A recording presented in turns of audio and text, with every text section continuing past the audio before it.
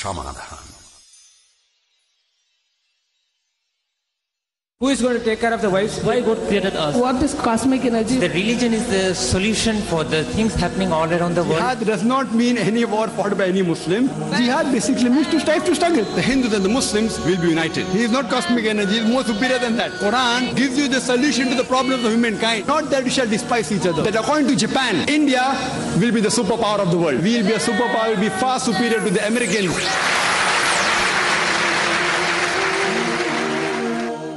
Alhamdulillah. Wassalatu wassalam ala rasulillah wa ala alihi wa sahbihi ajmain. Amma ba'd. A'udhu billahi minash shaitanir rajim.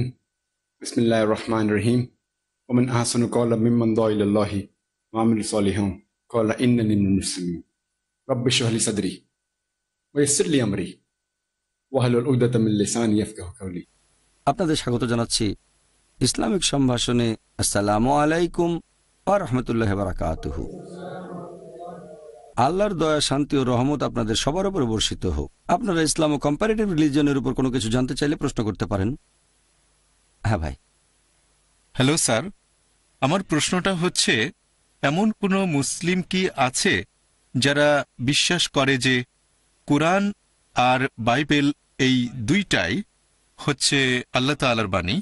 আর এরকম বিশ্বাস করা কি আপনার মতে সম্ভব যে আপনি বিশ্বাস করবেন কোরআন পাশাপাশি বাইবেল, যে দুইটাই আল্লাহর বাণী? আপনার নামটা কি ভাই? আমার নাম ডেভিড বলমার। ভাই ডেভিড, খুব সুন্দর প্রশ্ন করেছেন যে এমন কোন মুসলিম কি আছে যারা বিশ্বাস করে যে বাইবেল এবং কোরআন দুটোই আল্লাহর বাণী। আর এটা সম্ভব কিনা যে আমরা বাইবেল এবং কোরআন দুটোকে আল্লাহ তাআলার আসমানি কিতাব বলে মেনে নেব। প্রথমেই আমি বাইবেল শব্দটা নিয়ে বলি। বর্তমানে খ্রিস্টানদের যে ধর্মগ্রন্থ, আপনি কিছু মুসলিম পাবেন যারা বিশ্বাস করে যে বাইবেল আল্লাহ তাআলার বাণী। তবে কোরআনের কথা যদি বলেন, আর সেই সব মুসলিমদের কথা যদি বলেন যারা আসলেই জানে কোরআন ও ইসলামিক শরিয়া সম্পর্কে, পবিত্র কোরআন বলছে যে আমরা বিশ্বাস করব ইনজিলে, যে ওহী নাজিল হয়েছিল যীশু খ্রিস্ট বা ঈসা আলাইহিস সালামের উপর। যে মুসলিম ইসলামিক শরিয়া সম্পর্কে জ্ঞান রাখে সে নিশ্চিতভাবে জানে যে ইনজিল হচ্ছে সেই কিতাব যেটা ঈসা আলাইহিস সালামের উপর নাজিল হয়েছিল। আমরা অবশ্যই সেই আসমানি কিতাবে বিশ্বাস করব। আর ইসলাম হচ্ছে একমাত্র অখ্রিস্টান ধর্ম যেখানে ধর্মবিশ্বাসের একটা ভিত্তি হচ্ছে যীশুখ্রিস্টকে নবী বলে বিশ্বাস করা। সে মুসলিম আসলে মুসলিম নয় যে যীশুখ্রিস্টকে নবী ও রাসূল বলে মানে না। আমরা মানি যে তিনি আল্লাহ প্রেরিত একজন নবী ও রাসূল। বিশ্বাস করি যে তিনি হলেন মসীহ, অনুবাদ করলে খ্রিস্ট। বিশ্বাস করি যে তিনি অলৌকিকভাবে জন্মেছিলেন কোনো পুরুষের হস্তক্ষেপ ছাড়াই, যেটা বর্তমানের অনেক আধুনিক খ্রিস্টানই বিশ্বাস করে না। আমরা মানি তিনি আল্লাহর নির্দেশে মৃত ব্যক্তিকে জীবন দিয়েছেন। আমরা বিশ্বাস করি তিনি আল্লাহর নির্দেশে জন্মান্ধ ও কুষ্ঠরোগীদের সুস্থ করে তুলেছিলেন। আর পবিত্র কোরআন বলছে যে ইনজিল হচ্ছে সেই ওহী যেটা যীশু খ্রিস্টের উপর নাজিল করা হয়েছিল। এখন যারা বাইবেল নিয়ে গবেষণা করেছেন তারা বুঝতে পেরেছেন যে এই বাইবেল এটা সেই অরিজিনাল ওহী নয় যেটা নাজিল হয়েছিল যীশু খ্রিস্টের উপর। বাইবেলের উপর বিশেষজ্ঞ যে কোনো লোক, হোক সে খ্রিস্টান অথবা হোক হিন্দু বা সে মুসলিম, যখন আমরা বাইবেল পড়ি আমরা জানতে পারি যে বাইবেলটা আমরা আজকাল পড়ি, এই বাইবেল শব্দটা এসেছে গ্রিক শব্দ বিবলস থেকে, অর্থাৎ বই বা বইসমূহের বই। আর আপনিও হয়তো জানেন যে বাইবেল হচ্ছে অনেকগুলো বইয়ের সমষ্টি, 66টা। এটা খ্রিস্টানদের মধ্যে প্রোটেস্ট্যান্ট মতাবলম্বীদের কথা অনুযায়ী, আর ক্যাথলিকদের মতে বাইবেল 73টা বই অন্যরাও মানে। তাহলে এই বাইবেল শব্দটা এসেছে গ্রিক শব্দ বিবলস থেকে। আমাদের মুসলিমদের যাদের শরিয়ার উপরে জ্ঞান আছে, আমরা বলি যে বাইবেল আল্লাহ তাআলার অরিজিনাল বাণী নয়।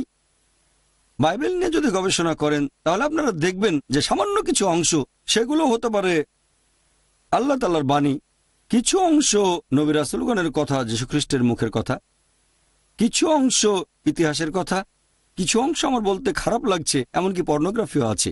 অনেক ভুল আর পরস্পর বিরোধী কথা আছে। আমরা বলতে পারি না যে বাইবেলের এই পরস্পর বিরোধী কথাগুলো আল্লাহ তাআলার বাণী। বলতে পারি না যে বাইবেলে যে বৈজ্ঞানিক ভুলগুলো রয়েছে সেগুলো আল্লাহ তাআলার বাণী। তাই আমরা যেটা বলি, আমরা মানি ইনজিল মানে সেই ওহী যেটা নাজিল করা হয়েছিল যীশু খ্রিস্টের উপর, সেটা অবশ্যই আল্লাহ তাআলার বাণী। তবে বর্তমান বাইবেল একটা মিশ্রণ।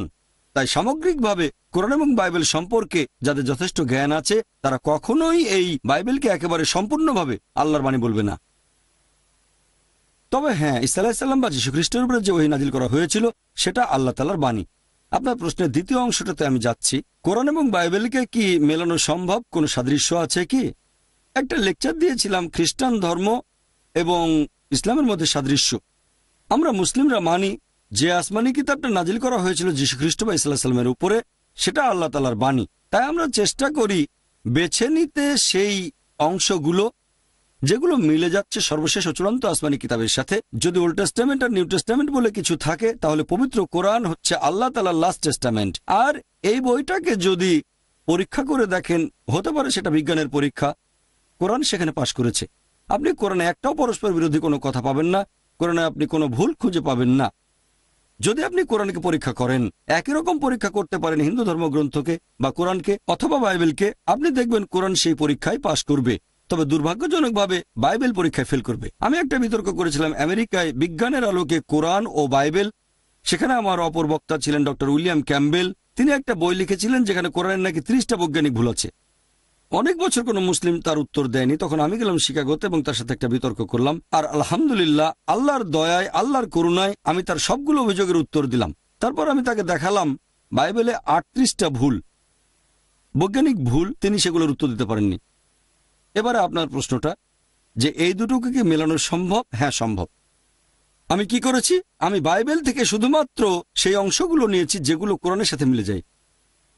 আর আমরা মুসলিমরা কোনো আপত্তি ছাড়াই মেনে নেব যে এই অংশের এই কথাগুলো আল্লাহ তাআলার বাণী, কারণ পবিত্র কোরআন এটা আরবিতে। এই কোরআনকে বলা হয় ফুরকান, মানে সেই মানদণ্ড যেটা দিয়ে বিচার করা হয় সঠিক আর বেঠিক। এরকম মানদণ্ড থাকলে আমরা সহজে ঠিক বেঠিক বের করতে পারবো। যখন ব্যবহার করছি এই মানদণ্ড যেগুলো মিলে যাচ্ছে কোরআনের সাথে, সেগুলোকে আমরা মুসলিমরা সামগ্রিকভাবে কোনো রকম আপত্তি ছাড়াই মেনে নেব যে বাইবেলের এই কথাগুলো আল্লাহ তাআলার বাণী। এখন বাইবেল আর কোরআন, এদের মধ্যে অনেক সাদৃশ্য আছে। এখানে সময় কম, তাই সবগুলো আমি বলতে পারবো না। তবে যে কথাগুলো আগেও বলেছিলাম, আমরা মুসলিমরা মানি যীশু খ্রিস্ট বা ঈসা আলাইহিস সালাম আল্লাহ প্রেরিত একজন নবী ও রাসূল। মানি তিনি অলৌকিকভাবে জন্মেছিলেন পুরুষের হস্তক্ষেপ ছাড়াই। বিশ্বাস করে তিনি আল্লাহর নির্দেশে মৃত ব্যক্তিকে জীবন দিয়েছেন। বিশ্বাস করে তিনি আল্লাহর নির্দেশে জন্মান্ধ কুষ্ঠরোগীদের সুস্থ করে তুলেছিলেন। তাহলে মুসলিম আর খ্রিস্টানরা আমরা এখানে এক। তবে আমাদের মধ্যে পার্থক্য আছে। এরকম অনেক খ্রিস্টান আছে যারা বলে যে যীশু খ্রিস্ট নাকি নিজেকে ঈশ্বর বলে দাবি করেছিলেন। তিনি বলেছেন তিনি নাকি ঈশ্বর। সত্যি বলতে, আপনারা যদি বাইবেল পড়েন, এরকম একটা স্পষ্ট করে বলা অনুচ্ছেদও খুঁজে পাবেন না, পরিষ্কার করে বলা একটা কথাও পাবেন না গোটা বাইবেলের মধ্যে যেখানে যীশু খ্রিস্ট বা ঈসা আলাইহিস সালাম নিজেই বলেছেন যে আমি ঈশ্বর অথবা তোমরা আমার উপাসনা করো। কথাটা আবারও বলছি, গোটা বাইবেলে একেবারে স্পষ্ট করে বলা, একেবারে পরিষ্কার করে বলা হয়েছে এরকম একটা অনুচ্ছেদ পাবেন না যেখানে যীশু খ্রিস্ট নিজের মুখে বলেছেন যে আমি ঈশ্বর বা তোমরা আমার উপাসনা করো। সত্যি বলতে, যদি আপনারা বাইবেল পড়েন, যীশু খ্রিস্ট তার নিজের মুখে বলেছেন। এটা হচ্ছে গসপেল অফ জন অধ্যায় নম্বর 14 অনুচ্ছেদ 28। যীশু খ্রিস্ট নিজের মুখে বলেছেন আমার পিতা আমার চেয়ে মহান। গসপেল অফ জন অধ্যায় 10 অনুচ্ছেদ 29, আমার পিতা সবার চেয়ে মহান। গসপেল অফ ম্যাথিউ অধ্যায় 12 অনুচ্ছেদ 28, আমি ঈশ্বরের আত্মার সাহায্যে শয়তানকে তাড়িয়ে দেই। গসপেল অফ লুক অধ্যায় 11 অনুচ্ছেদ 20, আমি ঈশ্বরের আঙ্গুলের সাহায্যে শয়তানকে তাড়িয়ে দিই। গসপেল অফ জন অধ্যায় 5 অনুচ্ছেদ 30, আমি নিজের থেকে কিছুই করতে পারি না, যেমন শুনি সেরকম বিচার করি, আর আমার বিচার ন্যায্য, কারণ আমি নিজের ইচ্ছা পূরণ করি না, আমার পিতার ইচ্ছা পূরণ করি। যদি কেউ বলে আমি নিজের ইচ্ছা পূরণ করি না, আল্লাহর ইচ্ছা পূরণ করি, সে একজন মুসলিম। তাহলে যীশু খ্রিস্ট বা ঈসা আলাইহিস সালাম আল্লাহর কাছে আত্মসমর্পণ করেছিলেন। আর আরবিতে বললে এই ধরনের মানুষকে বলা হয় মুসলিম। যীশু খ্রিস্ট কখনোই নিজেকে ঈশ্বর বলে দাবি করেননি। এটা পরিষ্কার বলা হয়েছে বুক অব অ্যাক্টসে অধ্যায় নম্বর 2 অনুচ্ছেদ 22, হে ইসরায়েলবাসী, মন দিয়ে শোনো, নাজারেত শহরের যিশু ঈশ্বর কর্তৃক মনোনীত একজন মানুষ তোমাদের মধ্য থেকে। ঈশ্বর তাকে দিয়ে অনেক অলৌকিক কাজ করিয়ে দেখাবেন আর তোমরা তার সাক্ষী থাকবে। ঈশ্বর কর্তৃক মনোনীত একজন মানুষ তোমাদের মধ্য থেকে, সে অনেক অলৌকিক কাজ করে দেখাবে, ঈশ্বর তাকে দিয়ে করাবেন আর তোমরা তার সাক্ষী থাকবে। তাহলে তিনি ছিলেন একজন মানুষ, তবে সেই মানুষকে আল্লাহ তাআলা পাঠিয়েছেন রাসূল হিসেবে মানব জাতির জন্য। আর আপনারা দেখবেন যে যীশু খ্রিস্ট কখনোই নিজেকে ঈশ্বর বলে দাবি করেননি। তিনি ছিলেন আল্লাহ তাআলার প্রেরিত একজন নবী ও রাসূল। সেজন্য আমরা বলি যে বাইবেল আর কোরআনের মধ্যে অনেক সাদৃশ্য আছে। যেমন ধরেন, বাইবেলে বলা হয়েছে পরবর্তীতে একজন রাসূল আসবেন এবং তার নাম হবে মুহাম্মদ সাল্লাল্লাহু আলাইহি সাল্লাম। অনেক জায়গায় ওল্ড টেস্টামেন্ট আছে, নিউ টেস্টামেন্টও আছে। ওল্ড টেস্টামেন্ট পড়লে দেখবেন বুক অব ডিউটেরোনমি অধ্যায় 18 অনুচ্ছেদ 18 যে পরবর্তীতে মুহাম্মদ সাল্লাল্লাহু আলাইহি সাল্লাম আসবেন। এরপর আছে বুক অব ডিউটেরোনমি অধ্যায় 18 অনুচ্ছেদ 19, তারপর বুক অব আইজায়া অধ্যায় 29 অনুচ্ছেদ 12, এরপর সং অফ সলোমন অধ্যায় 5 অনুচ্ছেদ 16 মোহাম্মদের নাম বলা হয়েছে। আমাদের নবীর কথা নিউ টেস্টামেন্টেও আছে, এটা আছে গসপেল অফ জন অধ্যায় 14 অনুচ্ছেদ 16, তারপর গসপেল অফ জন অধ্যায় 15 অনুচ্ছেদ 26, গসপেল অফ জন অধ্যায় 16 অনুচ্ছেদ 7, গসপেল অফ জন অধ্যায় 16 অনুচ্ছেদ 12 থেকে 14, যে সর্বশেষ ও চূড়ান্ত নবী আসবেন মুহাম্মদ সাল্লাল্লাহু আলাইহি সাল্লাম। এ কথা বাইবেলেও আছে, এরকম সাদৃশ্য আছে। বাইবেল পড়লে দেখবেন নামাজের গুরুত্বপূর্ণ একটা অংশ, আমরা মুসলিমরা যখন নামাজ পড়ি তখন সিজদা করি। এই সিজদার কথা বাইবেলে অনেক জায়গায় আছে, যেমন বুক অব জেনেসিস, তারপর বুক অব জোশুয়া, তারপর গসপেল অফ ম্যাথিউ। এখানে বলা হয়েছে আল্লাহর নবী রাসূলগণ সিজদা দিয়েছেন আল্লাহর উদ্দেশ্যে যখন তারা নামাজ পড়েছেন। তাহলে দেখবেন যে আমরা মুসলিমরা যেভাবে নামাজ আদায় করি তার প্রধান অংশটার কথা বলা হয়েছে বাইবেলেও। ইসলামের অন্যান্য বিষয় নিয়েও যদি বলি, অজুর কথাও বলা হয়েছে বাইবেলে। আমরা নামাজ পড়ার আগে অজু করি, অজুর কথা আছে বাইবেলে। ইসলাম ধর্মে জাকাতের বিধান আছে, এ কথা বাইবেলেও আছে। বাইবেলে কথাটা এভাবে বলা হয়েছে যে মুক্ত হস্তে দান করো, তাহলে তোমার পাপগুলো মুছে যাবে।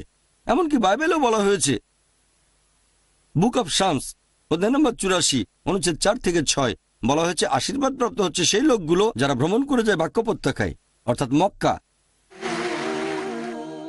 এছাড়াও আপনি দেখবেন যে ইসলাম ধর্মে অনেক কিছু নিষিদ্ধ করা হয়েছে পবিত্র কোরআনে, আর বাইবেলেও সেগুলোকে নিষিদ্ধ করা হয়েছে।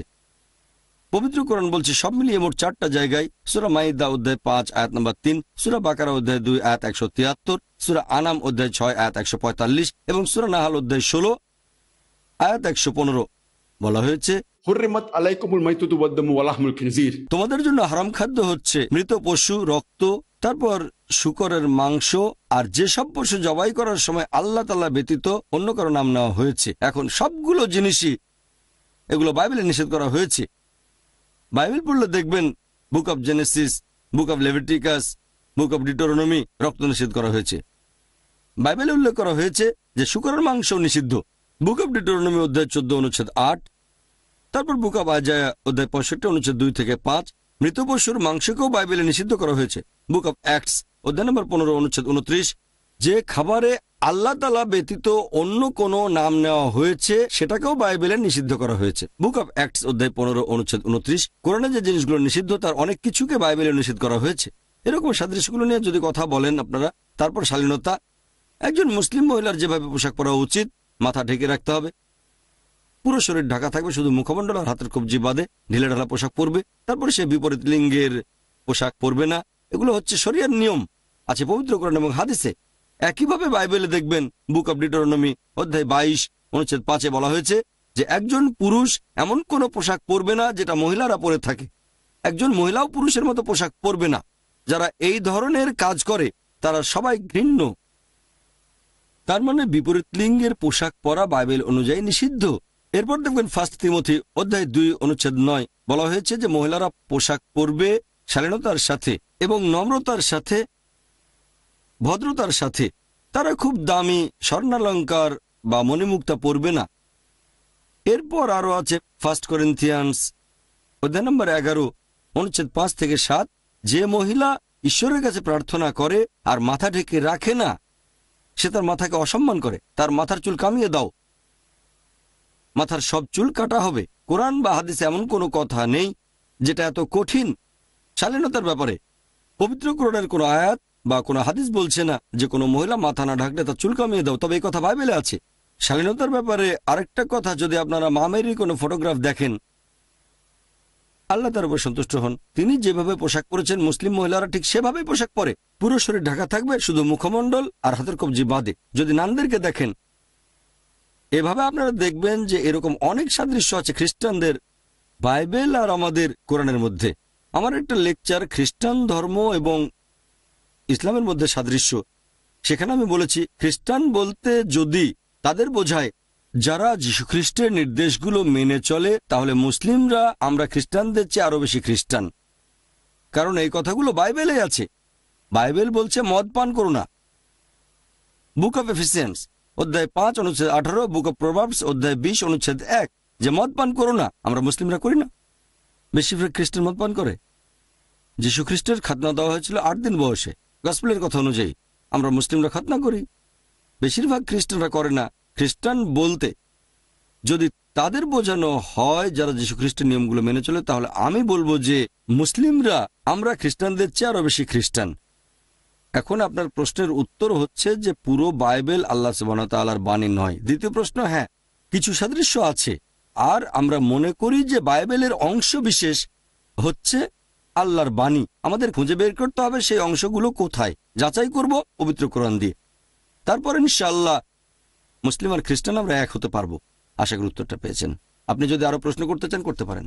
ধন্যবাদ। অনেক উত্তর শুনে ভালো লেগেছে। আমি কোরআনের উপর বিশেষজ্ঞ নই, আপনি বিশেষজ্ঞ। তবে কোরআনের ইংরেজি অনুবাদ পড়েছি। আমি যা পড়েছি সেখান থেকেই আপনাকে একটা প্রশ্ন করছি। আমি কোরআনের ইংরেজি অনুবাদ পড়েছি, যেখানে বলা হয়েছে তাওরাত, জবুর, ইঞ্জিল এইগুলো তো আল্লাহর আসমানি কিতাব, তাই না? কয়েক জায়গায় আছে যে কেউ আল্লাহ তাআলার কথাকে বদলাতে পারবে না। আরেক জায়গায় বলা হয়েছে যে নবী মুহাম্মদ সাল্লাল্লাহু আলাইহি সাল্লাম, তাকে বলা হয়েছে তোমার যদি দ্বিধা থাকে, তোমাকে আমি যে জিনিসগুলো দেখাচ্ছি তাহলে যাও জিজ্ঞাসা করো তাদের কাছে যারা কিতাবগুলো পড়েছে তোমার পূর্বে। আমার মনে হয়েছে এরা ইহুদি আর খ্রিস্টানরা। তাই কোরআনের এই আয়াতগুলো দেখে আমার মনে হয়েছে যদি তাওরাত, জবুর আর ইনজিল আল্লাহর বাণী হয়ে থাকে, আর কেউ সেগুলো বদলাতে পারবে না। আর মুহাম্মদ সাল্লাল্লাহু আলাইহি সাল্লাম জিজ্ঞাসা করবেন ইহুদি আর খ্রিস্টানদের যদি কোনো সন্দেহ থাকে তার কাছে যেটা নাজিল করা হয়েছে, তাহলে এটা কি কখনোই সম্ভব যে পবিত্র বাইবেলের কিছুই আসলে বদলায়নি? কারণ মানুষ তো আল্লাহর বাণীকে কখনোই বদলাতে পারবে না। আর যদি ধরে নেন বাইবেলে কিছুই বদলায়নি, তারপর আপনি এমনভাবে বাইবেলের বিভিন্ন জিনিসের ব্যাখ্যা করলেন যেটা কোরআনের সাথে মিলে যায়, এরকম কি সম্ভব? এটাই ছিল আমার মূল প্রশ্ন। খুব সুন্দর আর প্রশ্ন। পবিত্র কোরআন বলছে যে আল্লাহর আপনার বাণীকে প্রশ্ন আমি বুঝতে বদলানো পেরেছি। যাবে না। বুঝতে পেরেছি আমি। তাহলে এটা কিভাবে সম্ভব যে বাইবেলের কথাগুলো বদলে গেছে? খুব সুন্দর প্রশ্ন ভাই ডেভিড, খুব সুন্দর প্রশ্ন করেছেন। 1 নম্বর পয়েন্ট, আমি কোরআনের উপর বিশেষজ্ঞ নই, সামান্য একজন ছাত্র। কোরআন এবং বাইবেলের উপর বিশেষজ্ঞ নই আমি। আপনি এখানে কোরআনের 3টা আয়াতের কথা বলেছেন, আর আমার তো মনে হচ্ছে আপনি এখানে বিশেষজ্ঞ। কোরআনের 3টা না, আয়াত বলেছেন। আমি আসলে কোনো বিশেষজ্ঞ নই। ভাই আপনি পবিত্র কোরআনের 3টা জায়গার কথা বলেছেন, আমি সেগুলো বলছি। একটা হচ্ছে কোরআন বলছে যে তাওরাত, তারপর জাবুর, ইনজিল আল্লাহর বাণী, 1 নম্বর পয়েন্ট। 2 নম্বর পয়েন্ট, আপনি বললেন যে আল্লাহ তাআলার বাণীকে বদলানো যাবে না।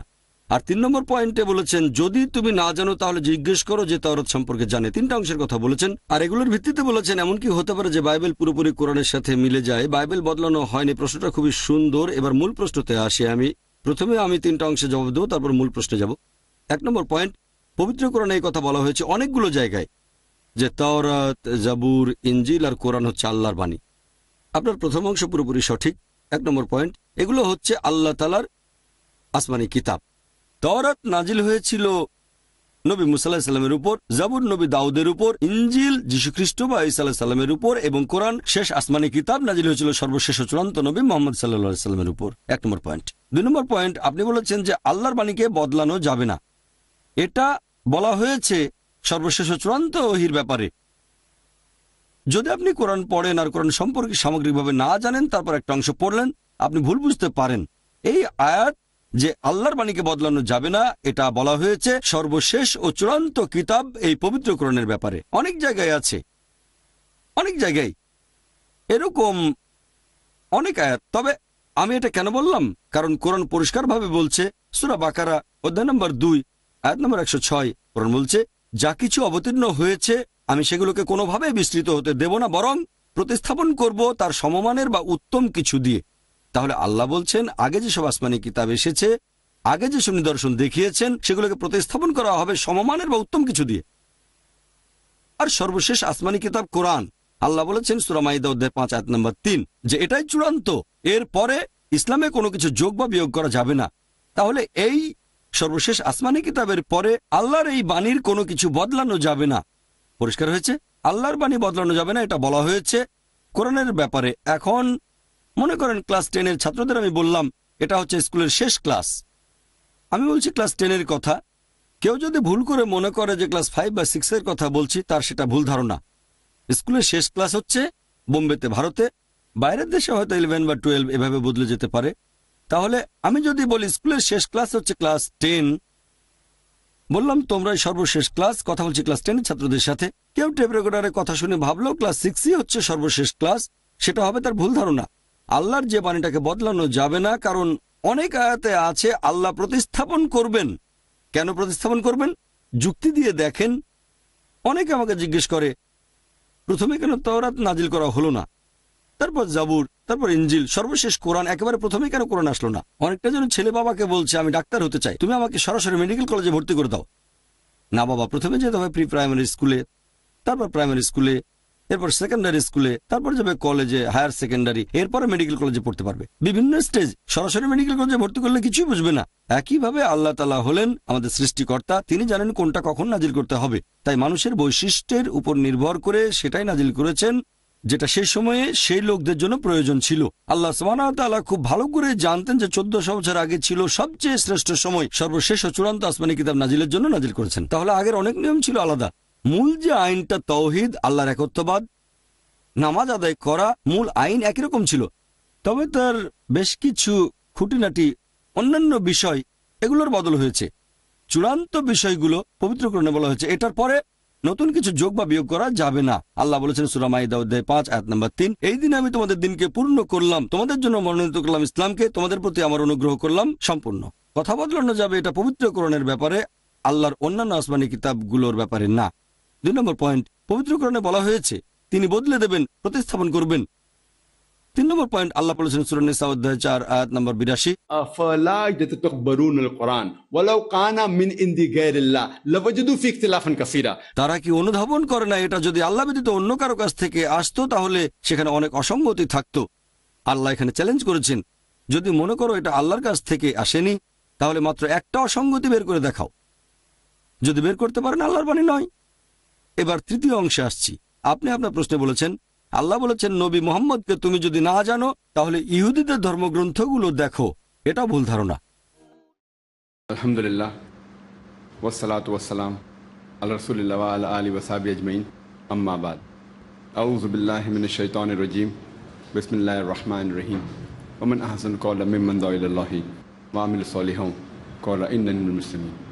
রাব্বি ইশরাহ লি সাদরি ওয়া ইয়াসসির লি আমরি ওয়াহলুল উকদাতাম মিন লিসানি ইয়াফকাহু কাওলি। সবাইকে স্বাগত জানাই ইসলামিক সম্ভাষণে। আসসালামু আলাইকুম ওয়া রাহমাতুল্লাহি ওয়া বারাকাতুহু।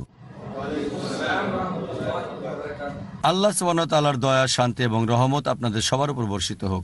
ইসলাম এবং কম্পারেটিভ রিলিজিয়নের উপর যে কোনো প্রশ্ন করতে পারেন বা ইসলাম প্রচারের উপর আপনারা প্রশ্ন করতে পারেন। কোনো বোনকে প্রশ্ন করবেন? আসসালামু আলাইকুম। ওয়ালাইকুম আসসালাম ওয়া রাহমাতুল্লাহি ওয়া বারাকাতুহু। আমরা কিভাবে অমুসলিম বন্ধুদের বোঝাবো যে আমরা মুসলিমরা বার্ষিকী এবং জন্মদিন পালনে বিশ্বাসী না? বোন একটা প্রশ্ন করলেন যে কিভাবে অমুসলিম বন্ধুদের বোঝাবেন যে আমরা মুসলিমরা জন্মদিন এবং বার্ষিকী পালন করি না। বোন, আমি জানি এক শ্রেণীর মুসলিম আছে যারা বলে জন্মদিন পালন করাটা হারাম। তবে আমার কথা হচ্ছে কোরআনে একটা আয়াতও দেখি না যেটা বলছে জন্মদিন পালন করা হারাম, অথবা কোনো সহিহ হাদিসও বলছে না জন্মদিন পালন করা বা বার্ষিকী উদযাপন করাটা হারাম। তাই আমি ব্যক্তিগতভাবে বলছি না যে জন্মদিন পালন করা হারাম, তবে অধিকাংশ ক্ষেত্রে যে জন্মদিন পালন হয়ে থাকে সেটা হারাম হয়ে যায় অন্য কারণে। যেমন ধরেন শুধু টেলিভিশন দেখা হারাম না, ঠিক আছে, শুধু কেবল টিভি হারাম না, কিন্তু এটার 95% বা 99%-এরও বেশি স্যাটেলাইট চ্যানেলে যা আসে সেজন্য কেবল টিভি হারাম, আর আমরাও বলি পরিহার করাই ভালো। সুতরাং শুধু টেলিভিশন দেখা হারাম না, যদি খুব সাবধান থাকেন আর দেখতে হবে সঠিক ব্যবহার হচ্ছে কিনা, সেক্ষেত্রে হারাম হতে পারে। তবে স্বাভাবিক যে নিয়ম আছে তা যদি দেখেন, অধিকাংশ জন্মদিন উৎসব হিসেবে যেগুলো পালন হচ্ছে এগুলো হারাম। যেমন ধরুন জন্মদিন হোক সেটা বুদ্ধের বা শ্রীকৃষ্ণের জন্মদিন, হারাম কারণ এটা মূর্তি পূজার দিকে ধাবিত করে। তাই জন্মদিন পালন করা হোক সেটা তথাকথিত দেবতাদের অথবা হোক সেটা নবীদের, কারণ তাদের বলবেন যে আমাদের কেবল এক আল্লাহর উপাসনা করতে হবে, আর ঈশ্বরের কোনো জন্মদিন নেই। যদি ঈশ্বরের জন্মদিন থাকে তার মানে উৎপত্তি হয়েছে, তাকে সৃষ্টি করা হয়েছে, এটা যথেষ্ট। তাই যদি কোনো বিশেষ ব্যক্তির শ্রদ্ধা দেখাতে জন্মদিন পালন করেন, এটা মূর্তি পূজার দিকে নিয়ে যায়। আর একমাত্র এই পৃথিবীতে আল্লাহ সুবহানাহু ওয়া তাআলার ইবাদত করতে হবে। এ কারণেই আমরা বলি যে কোনো ব্যক্তির জন্মদিন পালন করা, তাদের সম্মান করা প্রত্যক্ষ বা পরোক্ষভাবে মূর্তি পূজার দিকে ধাবিত করে। হতে পারে এটা সরাসরি, যেমন যীশুখ্রিস্টের জন্মদিন পালন করা, আমরা যীশুখ্রিস্টকে ভালোবাসি, তাকে সম্মান করি, কিন্তু যখনই উদযাপন করতে শুরু করেন তাকে আপনারা ঈশ্বর বানাচ্ছেন। এটা হচ্ছে মূর্তি পূজার মতো, নেতা পূজা, যা পড়ে শিরকের পর্যায়ে, যা ইসলামে সবচেয়ে বড় গুনাহ। এ কারণে যে কোনো ব্যক্তির জন্মদিন পালন করা, স্মরণ রাখার জন্য সেটা হারাম, পরিষ্কার। তাই যদি বলেন কোনো নবীর জন্মদিন পালন করা বা শ্রদ্ধার জন্য কোনো ব্যক্তিত্বের, সেটা হারাম, আমি একমত। কারণ ইসলামে একটা উল্লেখযোগ্য নিয়ম আছে। ইবনে তাইমিয়ার মতে, তিনি সহিহ হাদিস থেকে বর্ণনা দিয়েছেন যে উপাসনার সাথে সংশ্লিষ্ট বিষয়গুলো হচ্ছে ইবাদত। যা কোরআন এবং সহিহ হাদিসে উল্লেখ আছে তা পালন করতে হবে, যেগুলো উল্লেখ নাই সেগুলো হারাম। যা উল্লেখ আছে তা করতে হবে। যেমন ধরেন কিভাবে নামাজ পড়বেন, এটা বলা হয়েছে, রাফেদ আইন করতে হবে, সূরা ফাতিহা পড়তে হবে। তারপর বললেন ঠিক আছে, আমি অন্য কিছু পড়বো, সূরা ফাতিহা পড়বো না। আমি নামাজে একটা হাদিস পড়বো। আমি বলবো কেন হাদিস পড়ছেন? না, তবে কোনো হাদিস তো বলছে না যে পড়তে পারবেন না। তাই ইবাদতের ক্ষেত্রে যেটা বলা হয়েছে সেটাই করতে হবে, বা ক্যাটাগরির উপর নির্ভর করে বাধ্যতামূলক। তবে যা বলা হয়নি তা হারাম। আগামীকাল বলতে পারবেন না আমি এক পায়ে দাঁড়িয়ে নামাজ পড়বো, ঠিক আছে। তবে আমি যদি বলি এক পায়ে দাঁড়িয়ে নামাজ পড়বেন না, আপনি বলবেন কেন? আমাকে একটা হাদিস দেখান যেটা বলছে এক পায়ে দাঁড়াতে পারবেন না, কোরআনের একটা আয়াত দেখান যেটা বলছে এক পায়ে দাঁড়াতে পারবেন না। দেখেন, যা বলা হয়েছে তাই করতে হবে উপাসনার ক্ষেত্রে, ইবাদতের ক্ষেত্রে। তবে মামলাত অন্যান্য বিষয় করতে পারেন ইবাদত ছাড়া। ইবাদত মানে নামাজ পড়েন, ইবাদত যেমন জাকাত, সবকিছু ব্যবসার ক্ষেত্রে। অন্যান্য দুনিয়াবী বিষয় যেগুলো ইবাদতের সাথে সরাসরি জড়িত না, যেটা হারাম বলা হয়েছে সেটা হারাম, যেটাকে হারাম বলা হয়নি সেটা হালাল, ঠিক আছে। কোরআন এবং সহিহ হাদিসে যেটাকে হারাম বলা হয়েছে সেটা হারাম, যেটা উল্লেখ করা হয়নি হতে পারে মাকরু ক্যাটাগরি, মুবাহ ক্যাটাগরি, মুস্তাহাব বা ফরজ, বা হালাল ক্যাটাগরিরও হতে পারে। যেমন ধরেন কোরআন বলছে শুকর খাওয়া হারাম, মদপান করা হারাম। খাবার যেগুলো কোরআন হাদিসে হারাম বলা হয়েছে সেগুলো হারাম, অন্যান্য সব হালাল। খুব সহজ। আমের কথা কোরআনে বলা হয়নি যে এটা খেতে পারবেন না, উল্লেখ করা আছে না। সহিহ হাদিসে উল্লেখ আছে না, ও এটার উল্লেখ নাই তার মানে হারাম না। উল্লেখ নাই মানে হচ্ছে মুবাহ, ঐচ্ছিক। হালাল, হালালের ক্ষেত্রে হতে পারে মুবাহ, মুবাহ মানে ঐচ্ছিক। এটা মুস্তাহাব হতে পারে, ফরজ হতে পারে। যদি ফরজ হিসেবে উল্লেখ না থাকে তাহলে ফরজ না। আপনাকে বুঝতে হবে যে শরীয়তে দুই ধরনের বিধান আছে। একটা হচ্ছে ইবাদত, যার উল্লেখ থাকলে করা যাবে হালাল, যদি উল্লেখ না থাকে হারাম। দুনিয়াবী বিষয়ে অন্যান্য ক্ষেত্রে মামলাত। ইবাদতের বাইরে কার্যক্রমগুলোতে যা হারাম বলা হয়েছে তা হারাম, অন্য সবকিছু হালাল। সুতরাং কোনো ব্যক্তিত্বের জন্মদিন পালন করাটা ইবাদতের পর্যায়ের অন্তর্ভুক্ত। এটা কোরআন এবং সহিহ হাদিসে উল্লেখ নাই যে জন্মদিন পালন করতে পারবেন না, উল্লেখ নাই, কিন্তু এটা হারাম, কারণ শিরকের পর্যায়ে, বুঝতে পারছেন। তবে ব্যক্তিগতভাবে জন্মদিন পালন করাটা দুনিয়াবী বিষয়। কিছু মুসলিম বলছেন হারাম, তাতে আমি একমত না, কারণ এটা দুনিয়াবী বিষয়ে। তারপরও আমাদের স্কুলে আমরা উল্লেখ করেছি যে এটা করা যাবে না, হারাম। যেমন নাচ করা, গান করা, এগুলো হারামের দিকে নিয়ে যায়। তবে সাধারণত ফতোয়া হিসেবে আপনি বলতে পারবেন না যে আপনার ছেলে মেয়ের জন্মদিন পালন করাটা হারাম, আর এটাকে মাকরু বলতে পারেন বা পরিহার করাই উত্তম, যদি না করেন সেটাই উত্তম। এজন্য যে হয়তো আপনার জন্মদিনে মিউজিক থাকতে পারে, অন্যান্য বিষয় থাকতে পারে, তবে কোনো হাদিসই বলছে না যে সন্তানের জন্মদিন পালন করতে পারবেন না। আপনার সন্তানের জন্মদিন পালন করা উৎসবের পর্যায়ে পড়ে, ইবাদতের পর্যায়ে পড়ে না, ঠিক আছে। কিন্তু তারপরও আমাদের স্কুলে যেমন ধরেন টুপি পরা ফরজ না, কিন্তু আইআরএফ এ প্রত্যেক স্টাফকে টুপি পরতেই হয়, মুস্তাহাব।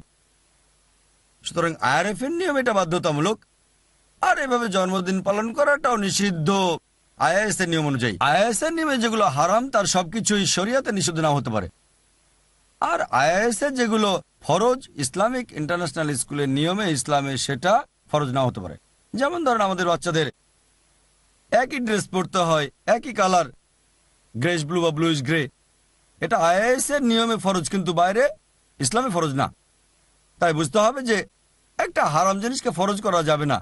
একটা মুস্তাহাবকে ফরজ করতে পারেন, একটা মুবাহকে ফরজ করতে পারেন, ফরজকে ফরজ করতে পারেন, এটা স্পষ্ট।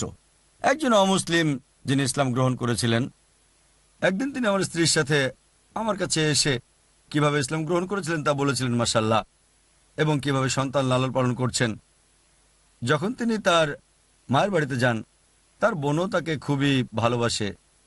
একদিন তার জন্মদিন ছিল, আর সে জানতো যে আমার বোন জন্মদিন পালন করাটা পছন্দ করে না, তাই এই উদ্দেশ্যে সেদিন কেক কাটা হয়নি। পরদিন তিনি একটা কেক আনলেন যার উপর লেখা ছিল হ্যাপি বার্থডে, আর তিনি বললেন আমি এটা খাবো না, তবে সন্তানদের বললেন তোমরা চাইলে খেতে পারো। বোনের কানে কানে বলেছিলেন যে কেক কাটা হারাম। আমি তাকে বললাম এটা হারাম না, সে খুব দুঃখ পেল। দেখেন, এই অবস্থা দেখে তিনি এক বোনের কাছে সঠিক চিত্রটা তুলে ধরতে চান, হিন্দু বোনের কাছে, আর তাকে বলেছি যে তার বরং কেকটা খাওয়াই ভালো ছিল। তবে দুঃখজনকভাবে সে মনে করেছে এটা হারাম, তাই খায়নি এবং সওয়াব পাবে। আসলে তার বোনের কেক খাওয়াটা হারাম না। স্বাভাবিকভাবে আমি মুসলিমদের বলবো এটা পরিহার করুন। যদি আপনার বোন মুসলিম হয়ে জন্মদিন পালন করে কেক খেলেন না, কোনো সমস্যা নেই। কেক খাওয়া হারাম না, এটা মুস্তাহাব, এটা করবেন না কারণ তাকে উৎসাহিত করছেন না, ঠিক? এখানেও একই বিষয়। যদি আপনার বোন হয় একজন মুসলিম, জন্মদিনের কেক দেয়, আপনি খাবেন না, সেটাই ভালো, মুস্তাহাব। কিন্তু এখানে একজন নতুন মুসলিম যে অমুসলিম বোনের কাছে গেছে, আর এখন কেক খাওয়াটা একটা ছোট বিষয়, বড় বিষয় হচ্ছে শিরক। তাই আপনার বেশি গুরুত্বপূর্ণ বিষয় হচ্ছে শিরক মুক্ত কেক খাওয়া না খাওয়া না। যদি যীশু খ্রিস্টের জন্মদিনের কেক বা শ্রীকৃষ্ণের জন্মদিনের কেক খেতে বলে, সে সময় না খেলে ঠিক আছে। তাই আমরা দায়ী হিসেবে আমাদেরকে শরীয়তের সীমাটা জানতে হবে। এটা আমার মতামত, অনেকে দ্বিমত করবেন। এটা আমার মত যে কোনো ব্যক্তির জন্মদিন পালন করা হারাম না, তবে আমি বলবো মাকরু বলতে পারেন, মুসলিমদের পালন করা উচিত না, ঠিক আছে? আমি যদি বলি দাঁড়িয়ে পানি পান করবেন না, কিন্তু দাঁড়িয়ে পানি পান করাটা তো হারাম না, মাকরু। বোন, যখন অমুসলিমদের সাথে কথা বলবেন, জন্মদিন পালনের ইস্যু নিয়ে কথা বলবেন না, এগুলো ছোট বিষয়। হ্যাঁ, নবীদের বড় ব্যক্তিত্বের জন্মদিন, সেক্ষেত্রে যুক্তিসঙ্গত কারণ দেখাতে পারেন, যা আগে আমি আমার উত্তরের অংশ হিসেবে বলেছি। তবে কারো ব্যক্তিগত জন্মদিন, সেটা ছোট বিষয়। হ্যাঁ, আপনি বলতে পারেন তোমাদের জন্মদিন উৎসবে মিউজিক থাকে, ডান্সিং থাকে, লোকজন নোংরা কাপড় পরে, এগুলো তুলে ধরবেন। কেবল ছোট একটা বিষয় তুলে আনবেন না। মুসলিম হিসেবে আপনি অমুসলিমকে দাওয়া দিচ্ছেন, গুরুত্বপূর্ণ বিষয়গুলো তাকে বোঝানোর চেষ্টা করেন, অথবা যে বিষয়গুলো ছোট কিন্তু খুবই ন্যায়সঙ্গত, যুক্তিসঙ্গত, যেগুলো আসল বিষয়টা বোঝার ব্যাপারে সাহায্য করবে, যেমন মদ পান না করা, এগুলো ছোট বিষয় যা দিয়ে লোকজন ইসলামকে আক্রমণ করে। একজন পুরুষ একাধিক বিয়ে করতে পারে, এটা কোনো বড় বিষয় না, কিন্তু এটা অনেক সময় অমুসলিমের মনে বাধা সৃষ্টি করতে পারে। তাই মাকড়সা জাল পরিষ্কার করেন, বুঝতে পারছেন? তাই যদি এভাবে দাওয়া দেন, ইনশাল্লাহ বোন আপনি সফল হবেন। আশা করি উত্তরটা পেয়েছেন। আর কোনো ভাই প্রশ্ন করবেন? আসসালামু আলাইকুম। ওয়ালাইকুম আসসালাম ওয়া রাহমাতুল্লাহ। ভাই, মাঝে মাঝে লোকজন আমাদের সম্বোধন করে নমস্তে বলে, এক্ষেত্রে আমরা কি চুপ থাকবো নাকি কিছু বলবো? ভাই প্রশ্ন করলেন যে কেউ কেউ নমস্তে বলে, আমরা কি জবাব দেব নাকি চুপ থাকবো? এবার নমস্তের অর্থের দিকে যদি তাকান, বিভিন্ন মতামত রয়েছে। স্বামী চিন্ময়ানন্দের মতে তিনি বলেছেন নমস্তে এসেছে সংস্কৃত শব্দ ইদাম নামামে থেকে। ইদাম নামামে শব্দের অনেক অনুবাদ আছে। কিছু হিন্দু পণ্ডিত বলেছে ঠিক আছে, সবকিছু তার জন্য। কেউ কেউ বলেছে আমি তোমার সামনে নত হলাম। এই নমস্তে শব্দের বিভিন্ন রকম অর্থ রয়েছে। এজন্য পূর্ব সতর্কতা হিসেবে যদি নিশ্চিত হন যার অর্থ শরিয়ার বিরুদ্ধে যায় না, তাহলে বলতে পারেন, অথবা বলবেন উত্তর করব না। যদি বলে আসসালামু আলাইকুম, বা আপনার উপর শান্তি বর্ষিত হোক, বা হ্যালো কেমন আছো, বা গুড মর্নিং, যদিও গুড মর্নিং বলাটা উত্তম না, তবে মন্দ কিছু বলার চেয়ে ভালো। আমার লেকচারে বলেছি উত্তম হচ্ছে আসসালামু আলাইকুম। সে বলেছে নমস্তে, আপনি বলতে পারেন আসসালামু আলাইকুম। যদি তা না বলেন তাহলে বলবেন গুড মর্নিং, হ্যালো কেমন আছো। ওই ব্যক্তির সাথে সম্পর্কটার উপর নির্ভর করে এবং কত সাহস আছে। যদি পারেন বলতে পারেন আসসালামু আলাইকুম, সমস্যা নেই। তবে নির্ভর করে কত সুন্দরভাবে আপনি বার্তাটা তুলে ধরতে পারেন। আশা করি উত্তরটা পেয়েছেন। আসসালামু আলাইকুম। ওয়ালাইকুম আসসালাম ওয়া রাহমাতুল্লাহ। ভাই, মাঝে মাঝে লোকজন আমাদের সম্বোধন করে নমস্তে বলে, এক্ষেত্রে আমরা কি চুপ থাকবো নাকি কিছু বলবো? ভাই প্রশ্ন করলেন যে কেউ কেউ নামাজতে বলে, আমরা কি জবাব দেব নাকি চুপ থাকব? এবার নামাজতের অর্থের দিকে যদি তাকান, বিভিন্ন মতামত রয়েছে। স্বামী চিন্ময়ানন্দের মতে তিনি বলেছেন নামাজতে এসেছে সংস্কৃত শব্দ ইদাম নামামে থেকে। ইদাম নামামে শব্দের অনেক অনুবাদ আছে। কিছু হিন্দু পণ্ডিত বলেছে ঠিক আছে সবকিছু তার জন্য, কেউ কেউ বলেছে আমি তোমার সামনে নত হলাম। এই নামাজতে শব্দের বিভিন্ন রকম অর্থ রয়েছে। এজন্য পূর্ব সতর্কতা হিসেবে যদি নিশ্চিত হন যার অর্থ শরিয়ার বিরুদ্ধে যায় না, তাহলে বলতে পারেন, অথবা বলবেন উত্তর করব না। যদি বলে আসসালামু আলাইকুম বা আপনার উপর শান্তি বর্ষিত হোক বা হ্যালো কেমন আছো বা গুড মর্নিং, যদিও গুড মর্নিং বলাটা উত্তম না, তবে মন্দ কিছু বলার চেয়ে ভালো। আমার লেকচারে বলেছি উত্তম হচ্ছে আসসালামু আলাইকুম। সে বলেছে নামাজতে আপনি বলতে পারেন আসসালামু আলাইকুম। যদি তা না বলেন তাহলে বলবেন গুড মর্নিং, হ্যালো কেমন আছো। ওই ব্যক্তির সাথে সম্পর্কটার উপর নির্ভর করে এবং কত সাহস আছে। যদি পারেন বলতে পারেন আসসালামু আলাইকুম, সমস্যা নেই। তবে নির্ভর করে কত সুন্দরভাবে আপনি বার্তাটা তুলে ধরতে পারেন। আশা করি উত্তরটা পেয়েছেন। কোনো বোন কি প্রশ্ন করবেন? আমরা জানি যে ইসলামে মিউজিক হারাম, তবে বিশেষ কিছু শিশুদের নিয়ে কাজ করতে গিয়ে দেখলাম যে মিউজিক থেরাপি অসাধারণ কাজ করে প্রতিবন্ধী শিশুদের ক্ষেত্রে, যারা বিশেষ করে সামাজিক লেভেল থেকে বিচ্ছিন্ন। এখন আমরা মিউজিক থেরাপির ব্যাপারে কতদূর উৎসাহিত করতে পারি ওইসব শিশুদের ক্ষেত্রে, বিশেষ করে প্রতিবন্ধী শিশুদের ক্ষেত্রে? বোন প্রশ্ন করলেন যে মিউজিকের ব্যাপারে বলা হয়েছে এটা হারাম, আর শিশুদের সাথে যুক্ত হয়ে বুঝতে পারলেন যে মিউজিক কিছু শিশুর জন্য কিছু ক্ষেত্রে উপকারী, আত্মসংবৃত শিশুদের ক্ষেত্রে। সুতরাং কতটুকু অনুমতি আছে? বোন মিউজিকের ব্যাপারে সাধারণভাবে বললে আমরা জানি যে মিউজিক্যাল যন্ত্রটার অনুমতি আছে সেটা দাফ। অন্যান্য মিউজিক্যাল যন্ত্রপাতি যেমন গিটার, বাঁশি ইত্যাদি হারাম। এর পরিবর্তে প্রাকৃতিক শব্দ ব্যবহার করতে পারেন।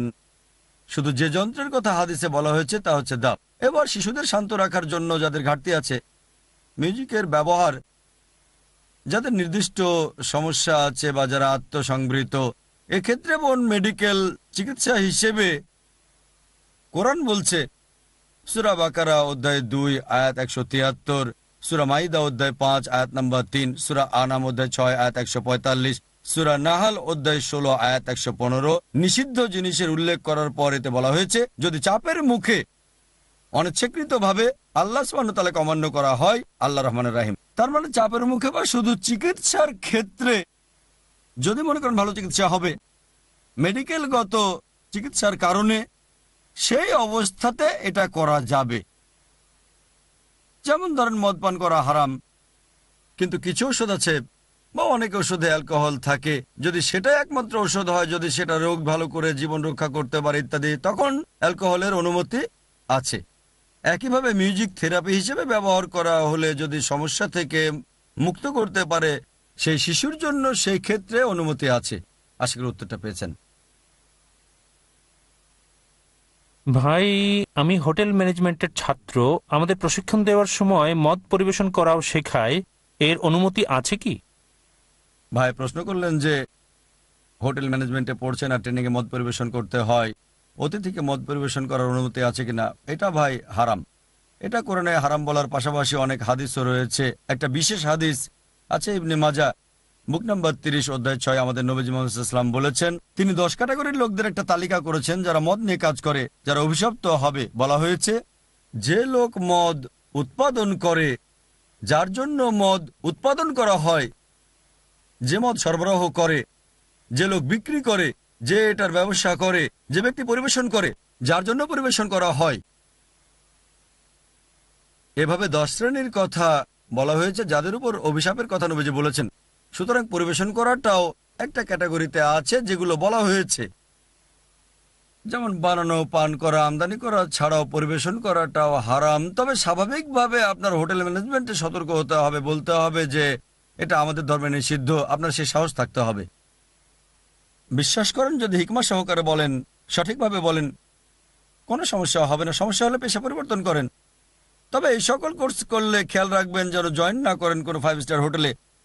যদি 5 স্টার হোটেলে যুক্ত হন সেই ক্যাটাগরিতে যাবেন না যেখানে মদ বিক্রি করা হয়। যদি হোটেলের কোনো একটা অংশে চাকরি করেন যেখানে মদ পরিবেশন করা হয় না, মদ সেই হোটেলের মুনাফার একটা ছোট্ট অংশ, খুবই ছোট্ট একটা অংশ, তাহলে সেটা হালাল। কিন্তু যদি রেস্টুরেন্টে চাকরি করেন, মদ পরিবেশন করেন, এটা হারাম হবে।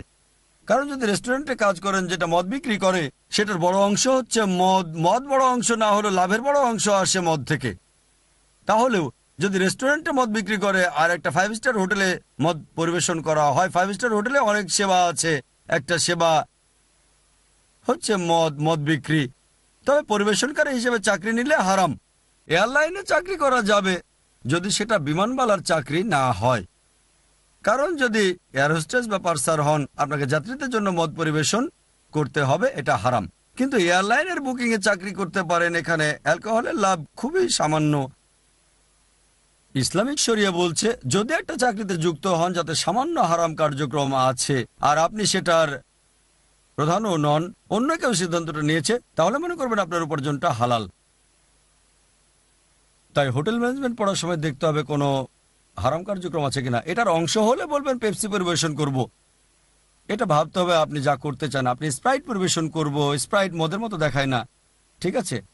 আপনি বললেন যে সেখানে নির্দিষ্ট স্টাইল আছে, আপনাকে করতে হবে, এতে আর কি হবে।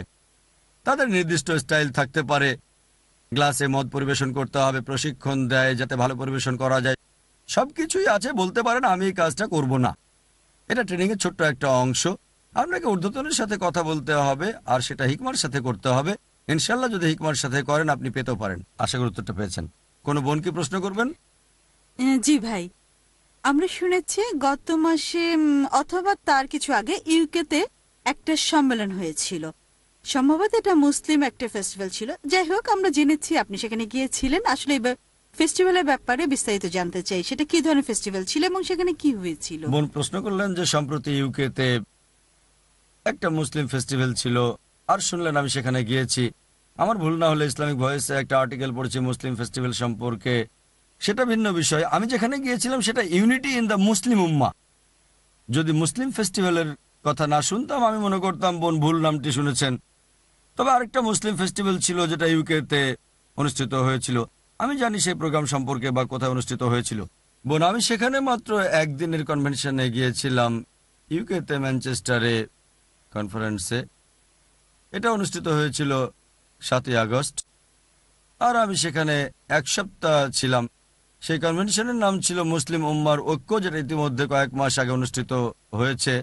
আর প্রধানমন্ত্রী টনি ব্লেয়ার এবং জ্যাক স্ট্রকে আসতে বলা হয়েছিল, কিন্তু বোমা হামলার কারণে শেষ মুহূর্তে আমাকে বলা হলো যে তিনি আসছেন না, কারণ বোমা হামলা হয়েছে। আমার মধ্যে খুব ভালো প্রচারণা হয়েছিল এবং অনেক মিডিয়াও সেখানে উপস্থিত ছিল, CNN, অনেক স্যাটেলাইট চ্যানেল ছিল, এছাড়াও সরাসরি প্রশ্ন করা হয়েছিল। আমিও টেলিভিশনে একটা প্রেস কনফারেন্সে ছিলাম আর পরবর্তীতে এটা খুবই সফল প্রোগ্রাম হয়েছিল মাশাআল্লাহ। বক্তারা এসেছিলেন পৃথিবীর বিভিন্ন অঞ্চল থেকে।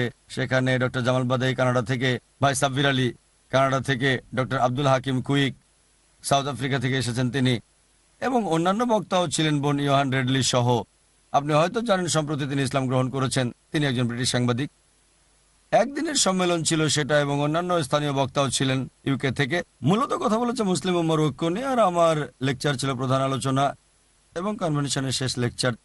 আর বিষয়টা ছিল ইসলামের দূত। দুটো অংশে ভাগ করেছিলাম লেকচারকে।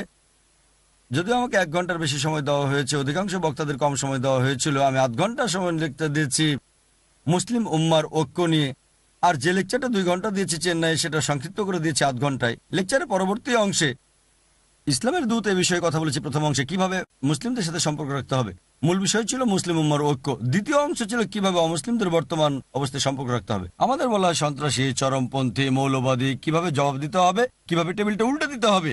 একই রকম যেমন বোন প্রশ্ন করলেন সানিয়া মির্জা সম্পর্কে, কিভাবে হিকমার সাথে জবাব দিতে হবে।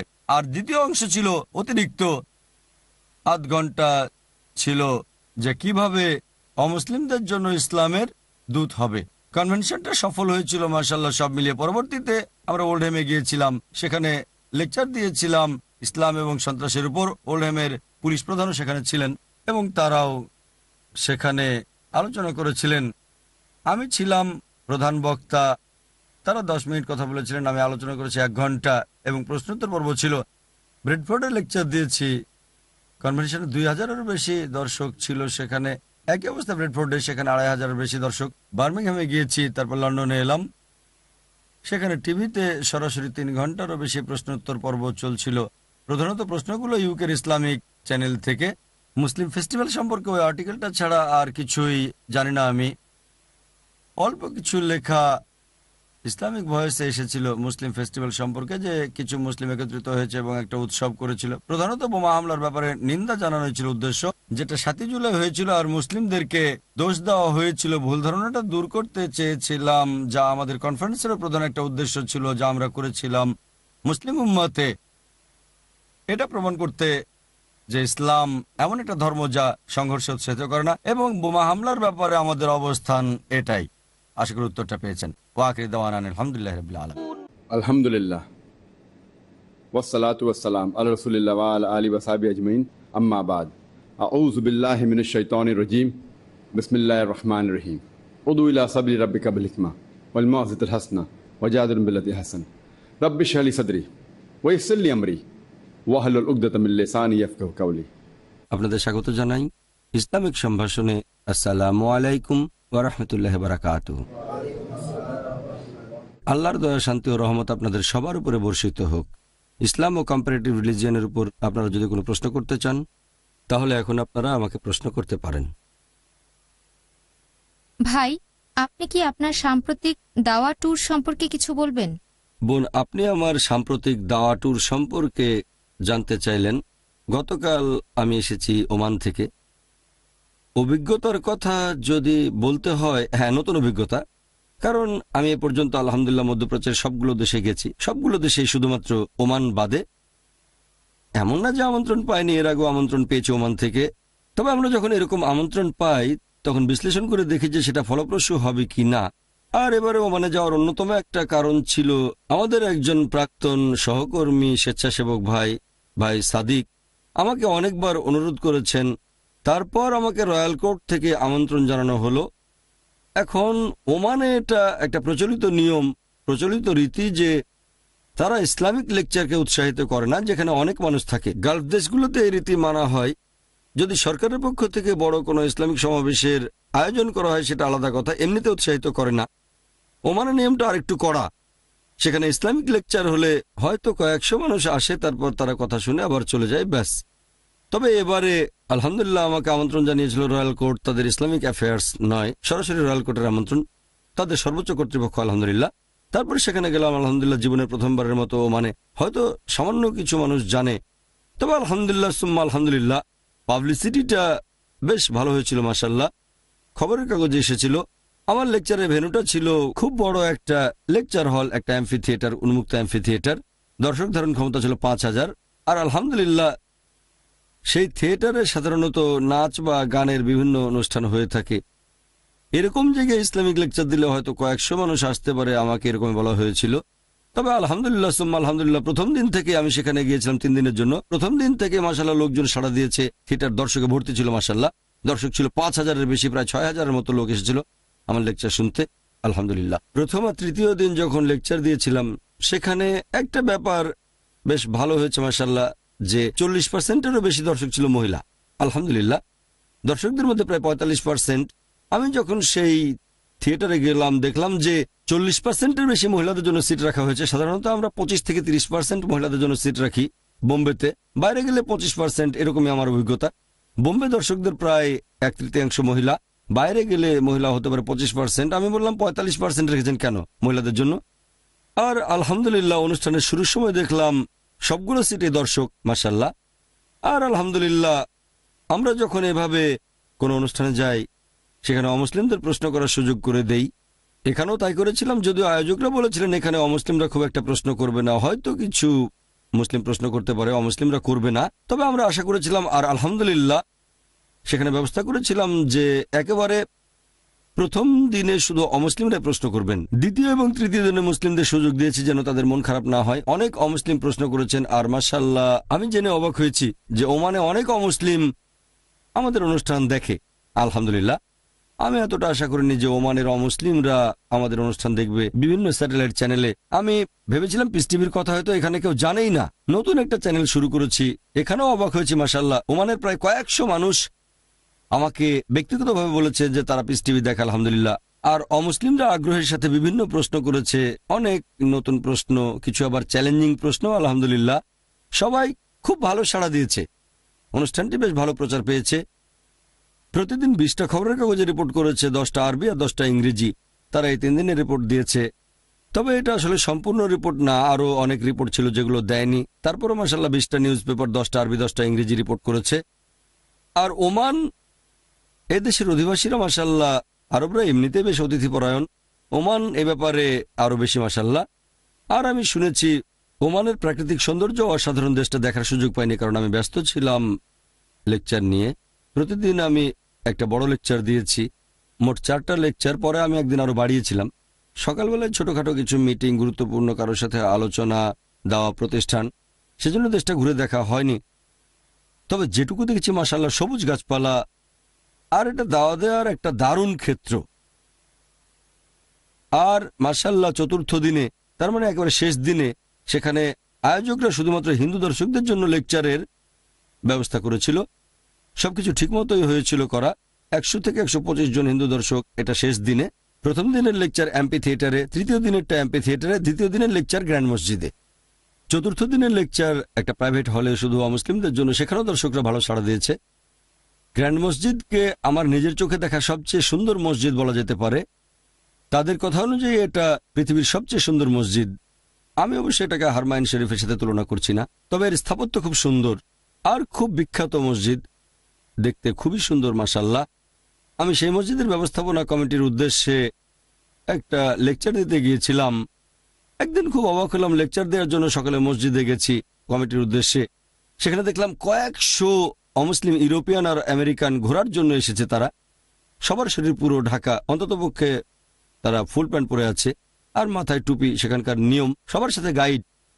আর আমি দেখলাম যে বেশিরভাগ গাইড মসজিদ সম্পর্কে বলছে এই কার্পেট পৃথিবীর সবচেয়ে বড়, পুরো 1 খণ্ডের কার্পেট, 4000 মিটারেরও বেশি, এরকম বিভিন্ন কথা। এটা পৃথিবীর সবচেয়ে বড় সাইজের কার্পেট, অনেক টাকা খরচ হয়েছে। পুরো মসজিদ নির্মাণের খরচ প্রায় 6 কোটি ওমান রিয়াল, মানে 600 কোটি ভারতীয় রুপি। এগুলো জানা দরকার, কিন্তু কেউ দাওয়া দিচ্ছে না তাদেরকে, ইসলামের কথা কেউ প্রচার করছে না। তারপর কমিটির লোকদের সামনে আমি যখন লেকচার দিলাম, তাদের বললাম ফুল টাইম গাইড রাখেন, এরা তো পার্ট টাইম, শুধু বিকেলবেলায় আসে। তবে এই ট্যুরিস্টদের দাওয়া দেওয়া যায়। তাদের বলেছিলাম সুযোগ আপনাদের সামনেই, এরকম সুযোগ আপনি পৃথিবীর আর কোথাও পাবেন না। আপনারাই বলছেন এটা পৃথিবীর সবচেয়ে সুন্দর মসজিদ, প্রতিদিন কয়েকশো ট্যুরিস্ট এখানে ঘুরতে আসছে, এখানে টাকা খরচ করছে, সুযোগ আপনাদের সামনেই। তাই সেখানে তাদের বলেছিলাম যে কিভাবে আপনারা দাওয়া দিতে পারেন যখন অমুসলিম ট্যুরিস্টরা আপনাদের এই মসজিদে ঘুরতে আসবে। তাদের বুঝিয়ে বললাম, আর ইনশাআল্লাহ তারা সবাই বেশ সাড়া দিল। এখন IRF এর লোক তাদের ট্রেনিং দেবে। তারা আমাদের কাছ থেকে ট্রেনিং নিতে বেশ আগ্রহী, আমাদের এখানে আসবে ট্রেনিং নেওয়ার জন্য। আর সেখানে আলহামদুলিল্লাহ সরকার এবং মানুষজন বেশ সাড়া দিয়েছে। সব মিলিয়ে সেটা খুব ভালো ছিল আলহামদুলিল্লাহ। আর সেখানে আমি একটা জিনিস দেখেছি যে আলহামদুলিল্লাহ দাওয়া দেওয়ার দারুণ সুযোগ আছে, কারণ অনেক অমুসলিম এসব দেশে কাজ করতে আসে, তাদের কাছে দাওয়া দেওয়া যেতে পারে। এটা দাওয়া দেওয়ার জন্য দারুণ একটা ক্ষেত্র। তাই ইনশাল্লাহ আশা করি ভবিষ্যতে লোকজন সেখানে আরো বেশি দাওয়া দেবে, ইসলাম সম্পর্কে আরো বেশি জানবে। সেখানে অমুসলিমরা আমাকে অনেক উৎসাহব্যঞ্জক কথাবার্তা বলেছেন। আমি আল্লাহর কাছে দোয়া করছি তিনি যেন তাদের সবাইকে হেদায়েত করেন। আশা করি আপনার উত্তরটা পেয়েছেন সংক্ষেপে। হ্যাঁ ভাই। আসসালামু ওয়ালাইকুম আলাইকুম। আসসালাম ওয়া রাহমাতুল্লাহি ওয়া বারাকাতুহু। আমার এক বন্ধু ওমান থেকে SMS করেছে। আপনার সেই ট্যুরটা সম্পর্কে অনুমতি দিলাম, সেটা পড়ে শোনাতে চাই। আমার বন্ধু ওমানে থাকে। সে লিখেছে, আসসালামু আলাইকুম ভাই, আশা করি তুমি আল্লাহ সুবহানাহু ওয়া তাআলার দয়ায় ভালো আছো। ভাই, ডক্টর জাকির নায়েককে দেখে আর তার লেকচার শুনে আমরা খুবই আনন্দিত। আমাদের ঈমান আরও মজবুত হয়েছে মাশাআল্লাহ। গত 3টা দিন কোনোভাবেই ভোলার মতো নয়। আর আমি ইসলাম সম্পর্কে অনেক কিছু জানতে পেরেছি ভাই। আমরা মুসলিম হিসেবে গর্ববোধ করি আলহামদুলিল্লাহ। আমরা জন্মেছি মুসলিম হিসেবে ইনশাআল্লাহ। ভাই, আমি এখানে অল্প কয়েকটা কথা দিয়ে আমার অনুভূতিটা বোঝানোর চেষ্টা করেছি। বিশ্বাস করেন, ওমানের লোকজন খুব আগ্রহের সাথে গত 3 দিন এই লেকচারগুলো শুনেছে। আল্লাহ তাআলা যেন ডক্টর জাকির নায়েককে লোকজনের কুদৃষ্টি থেকে রক্ষা করেন। আল্লাহ নিজেই এই মানুষটাকে পাঠিয়েছেন ইসলামের সৌন্দর্য প্রচারের জন্য। তিনি ইসলামের দাওয়া দিচ্ছেন পুরো পৃথিবী জুড়ে মাশাআল্লাহ। একজন অমুসলিম ভাই ডক্টর জাকির নায়েককে বলেছিল যে, স্যার, গত 30 বছর ধরে আমি মুসলিমদের সাথেই বসবাস করছি। কিন্তু গত 3 দিনে ইসলাম সম্পর্কে যতটা জানলাম সেটা 30 বছরের জ্ঞানের চাইতে বেশি। জাযাকাল্লাহ ভাই, আগেও বলেছি সকল প্রশংসা কেবলমাত্র আল্লাহ সুবহানাহু ওয়া তাআলার। আমরা যে পথে কাজ করছি সেটা যেন তিনি কবুল করেন। অনেক দর্শক সামলানো বেশ কঠিন কাজ, আমি মাঝে মধ্যে ভয় পেয়ে যাই। আমরা যা করছি তাতে হয়তো হাজারো মানুষের জীবন বদলে যাবে, আর লোকজন আলহামদুলিল্লাহ।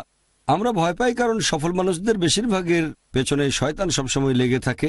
আমি আল্লাহর কাছে দোয়া করি তিনি যেন আমাকে শয়তান থেকে রক্ষা করেন, এরকম বিভিন্ন খারাপ জিনিস থেকে যেন রক্ষা করেন। মাঝে মধ্যে বেশ অবাক লাগে, আমরা যতখানি করতে পেরেছি অনেক মানুষ ইসলাম গ্রহণ করেছে। আমরা লেকচারে যে কথাগুলো বলেছি সেগুলো মানুষের মনকে বদলে দিয়েছে। আমরা অন্য সবার মতোই সাধারণ মানুষ। আল্লাহর কাছে দোয়া করি তিনি যেন আমাদের এই প্রচেষ্টাকে কবুল করে নেন।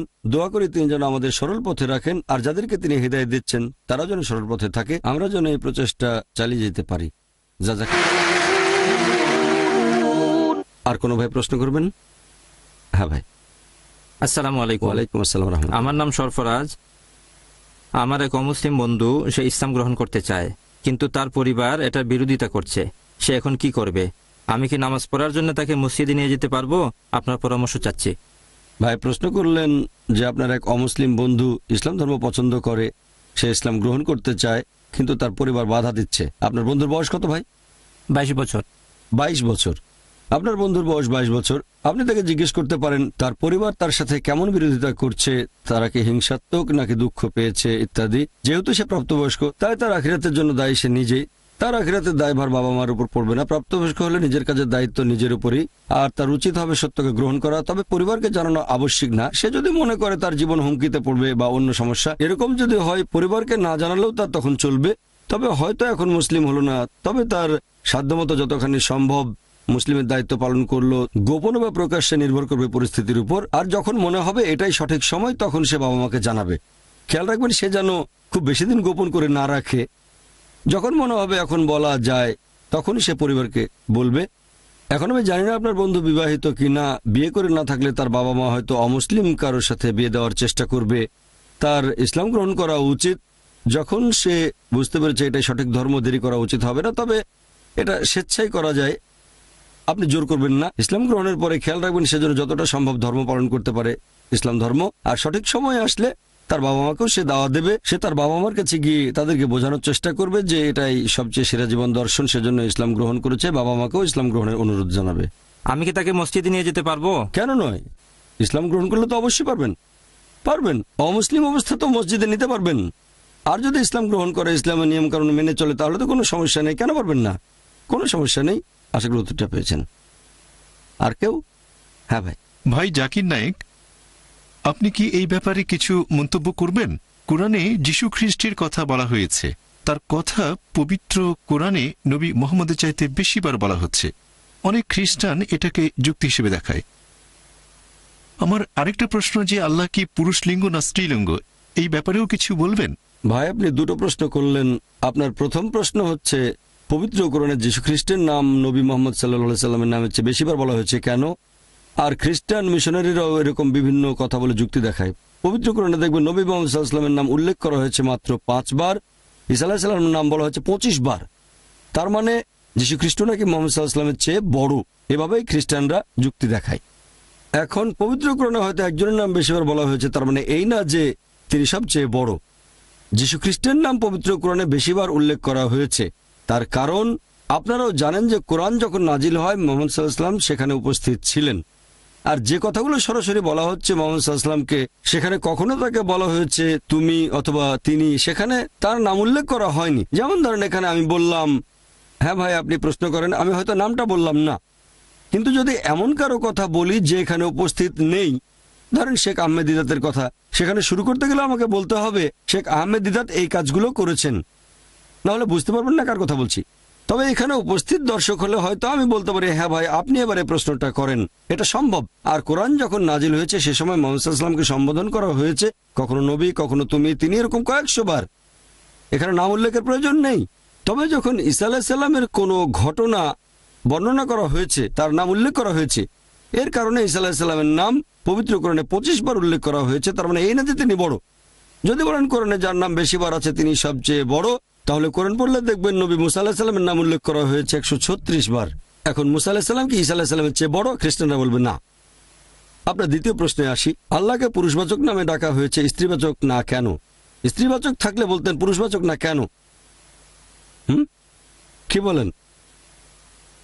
এখন আল্লাহ সুবহানাহু ওয়া তাআলাকে কেন বলা হয়েছে হুয়া? আরবি ভাষায় লিঙ্গ হতে পারে দুই প্রকার, পুরুষ এবং স্ত্রী। বাংলা ব্যাকরণে আরেকটা লিঙ্গ আছে, পুরুষ স্ত্রী এবং ক্লিবলিঙ্গ। আরবি ব্যাকরণে কিছু নিয়ম আছে, কোনো জিনিসকে স্ত্রীবাচক নামে ডাকতে গেলে কিছু নিয়ম পালন করতে হবে। যেমন ধরেন, শব্দের শেষ অক্ষরটা যদি হয় তা, তাহলে সেটা হবে স্ত্রীলিঙ্গ। যেমন ধরেন মিরওয়াহাতুন, সিলিং ফ্যান, যেহেতু শেষে তা, এটা স্ত্রীলিঙ্গ। শেষ অক্ষর যদি হয় বড় আলিফ, তাহলেও সেটা স্ত্রীলিঙ্গ। যদি বৈশিষ্ট্য হয় নারীসুলভ, যেমন উম্মুন, শেষে তা নেই, বড় আলিফ নেই, কিন্তু এটা স্ত্রীলিঙ্গ। আল্লাহ সুবহানাহু ওয়া তাআলার শেষ অক্ষরটা তা নয়, তা আছে না, বড় আলিফ না, বৈশিষ্ট্য কি নারীসুলভ না। তাই নিয়ম অনুযায়ী যদি এখানে অপশন থাকতো হুয়া বা হিয়া, নিয়ম অনুযায়ী সেটা হবে হুয়া। সেজন্য পবিত্র কোরআনে আল্লাহ সুবহানাহু ওয়া তাআলাকে বলা হয়েছে হুয়া, হুয়াল্লাযী আরসালা, তিনি প্রেরণ করেছেন। ব্যাকরণের নিয়ম অনুযায়ী হুয়া এসেছে। এমনিতে আল্লাহ সুবহানাহু ওয়া তাআলার কোনো জেন্ডার নেই। আল্লাহ বলেছেন ওয়ালাম ইয়াকুল লাহু কুফুয়ান আহাদ, তার সমতুল্য কিছুই নেই। কোরআন বলছে সূরা শুরা অধ্যায় 42 আয়াত নম্বর 11, তার সদৃশ্য কিছুই নেই, লাইসা কামিসলি শাই, তার সদৃশ্য কিছুই নেই। তাহলে এমনিতে আল্লাহ সুবহানাহু ওয়া তাআলার কোনো লিঙ্গ নেই, তিনি পুরুষও নন, স্ত্রীও নন। তবে যেহেতু আরবি ভাষায় যে কোনো একটা লিঙ্গ ব্যবহার করতে হবে, লিঙ্গ আছে এই দুটোই, তাই ব্যাকরণের নিয়মে কোরআনে আল্লাহকে বলা হয়েছে হুয়া, মানে পুরুষবাচক। আশা করি উত্তরটা পেয়েছেন। কোনো বোন প্রশ্ন করবেন? ভাই, আপনি কি সূরা আবাসের ভিত্তিতে দাওয়া দেয়া যে ইসলাহ দেয়ার চাইতে বেশি গুরুত্বপূর্ণ সেটা বোঝাতে পারবেন? বোন প্রশ্ন করলেন যে ইসলাহ দেয়ার চেয়ে দাওয়া দেয়া বেশি গুরুত্বপূর্ণ, এটা সূরা আবাসের ভিত্তিতে জানতে চাইলেন।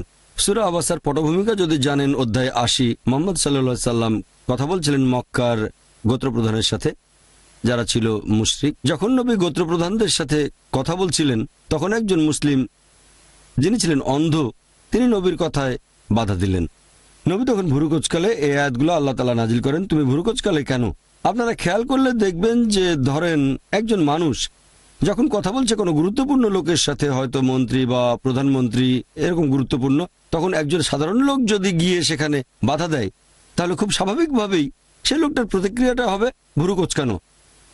আর একজন সাধারণ মানুষের পক্ষে এমন কাজটা করাই স্বাভাবিক। কিন্তু আমাদের নবী, আল্লাহ পবিত্র কোরআনে বলেছেন সূরা কালাম অধ্যায় 68 আয়াত নম্বর 4, চারিত্রিক বৈশিষ্ট্যে তুমি সর্বোচ্চ আসনে অধিষ্ঠিত।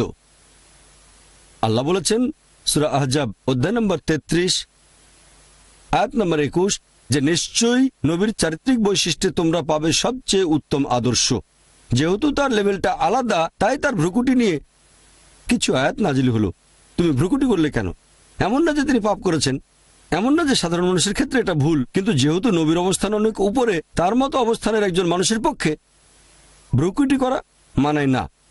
এমন না যে এটা পাপ, এমন না যে এটা ভুল। আর পরবর্তীতে নবী সেই লোককে দেখলেই বলতেন তোমার কারণে আল্লাহ আমাকে মনে রেখেছেন। নবী তাকে 2 বার মদিনার গভর্নর বানিয়েছিলেন। পবিত্র কোরআনের এই আয়াতগুলোর মাধ্যমে আমরা নবীর চারিত্রিক বৈশিষ্ট্যের উচ্চতা সম্পর্কে কিছুটা বুঝতে পারি।